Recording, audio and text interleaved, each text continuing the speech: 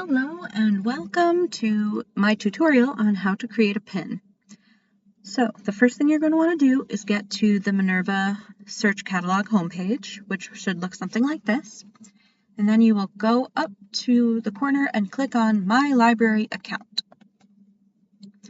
Then it brings you to the login page, which used to say that you needed your name and your barcode, but now it says that you need your barcode and a 4-digit PIN.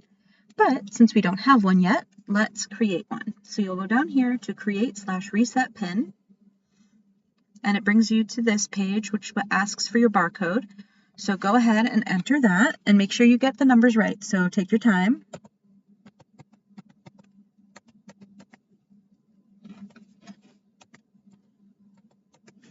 Okay, and then click submit. And you'll get a message that says a message has been sent to your email address that we have in our system. So you'll go to that email account and you'll see an email from minerva.noreply. So if you don't get an email, make sure you check your spam or your promotions or whatever other folders you might have where emails can go. And if you still don't see it, call the library and they will be able to help you fix the problem. But we're going to assume you did get it, and we will click request. We will click the request email and click on the link within here. Okay, and it brings you back to this page, which is the PIN reset page. So you don't have one yet, so you're not resetting, you're just setting one up. But this is the place where you will go if you forget your PIN or if you want to change it or for any other reason. So for now, we're going to enter our barcode. And again, be careful because you want to make sure you're entering the same barcode as you did before.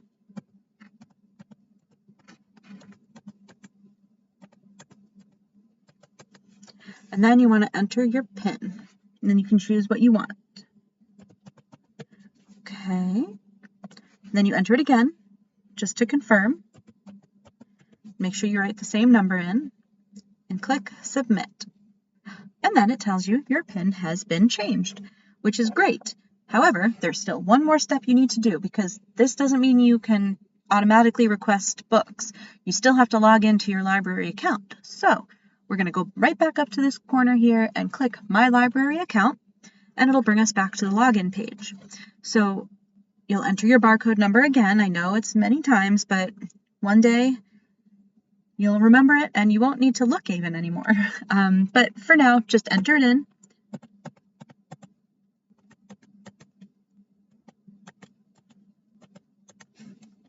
And then you enter your PIN